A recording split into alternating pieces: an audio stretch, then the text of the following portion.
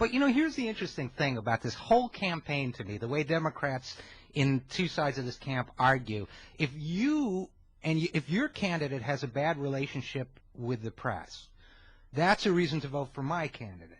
But if my candidate has a bad relationship with the press, that's just, life is unfair. Now, there's no question that Hillary has a bad relationship with the press, and I think that part of it is sexism probably, but I think part of it is just very bad press management. And, Obama's not that nice to them, but he doesn't seem to go out of his way to alienate them. So, yes, I think they treated him preferentially last night. I'll come right out and say that.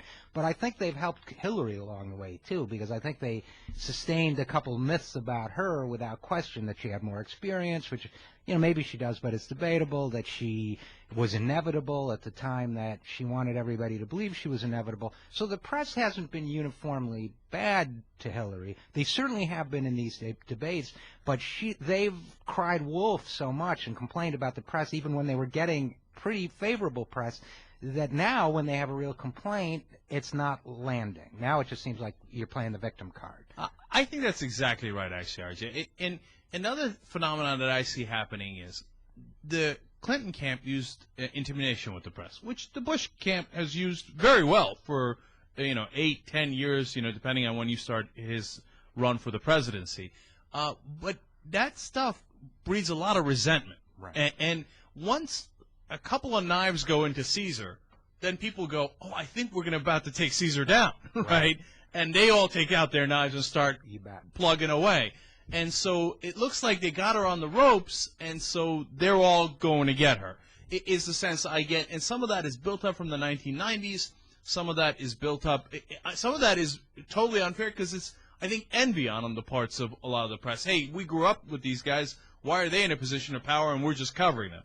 Yeah, I think that's right. It's a little pop psychology on my part, but I think that has something to do with it. And a little bit of it is, what RJ talked about and the intimidation of the press and the way they've handled it. And, you're right, Obama is actually not that great with the press in terms of, let me give you the background on it so you know. McCain, every single day on his bus or plane or wherever he is, talks to the press nonstop, okay? And you have to give him credit for that. He's very open with the press, and that's why they like him. And Absolutely. And he gives them milk and cookies, and it sounds ridiculous, but, when you're hungry.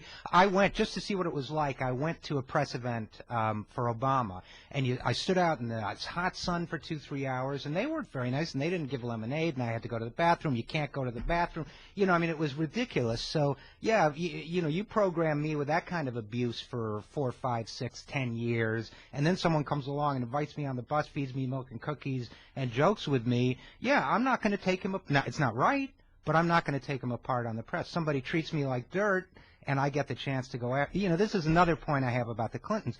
If you're going to be mean, and if you're going to, the Bush people did it, but they were good at it. The Clintons are not that good at it. So they play the hardball politics, but they always leave an opening for the other guy to get back at them, whether it's the press or whether it's this photo thing. So I think you're right on the money. I think that there's a little bit of payback going on for bad treatment. So, the Clinton folks do the intimidation. McCain does the milk and cookies. Those are their strategies for the press. And the milk and cookies, as you say, works out perfectly well because the press loves McCain. No matter what happens, they always go back to, but wait a minute, he's a good guy. A maverick. Right, a maverick and independent and ethical and honest. All these positive words, gives out milk and cookies. Now, the Obama strategy is not either one of those. The Obama strategy is more aloof, and you can't reach him. Just like you said, there's stories out that in all the events, the press have no preferential treatment, so they're part of the crowd, and it's hard to reach Obama, and they can't get to him. And very rarely he'll pop his head in, on the, bus, plane, etc., and be like, "Hey, how you guys doing?" Give one joke, and then he's gone. So I think that, at least in the short and midterm, I think that might be smart because it doesn't give a lot of openings. Because you could say something wrong, especially if you're leading in the campaign. You don't want to commit any errors. The more you talk to the press, the more you have a chance of making errors.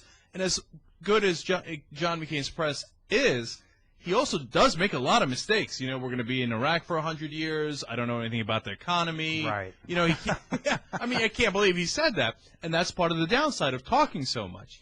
Whereas Obama doesn't leave himself open to those errors, number one. And number two, he has this air of like, oh, he's a rock star. He's behind the curtain. We can't reach him. He's Mick Jagger, you know.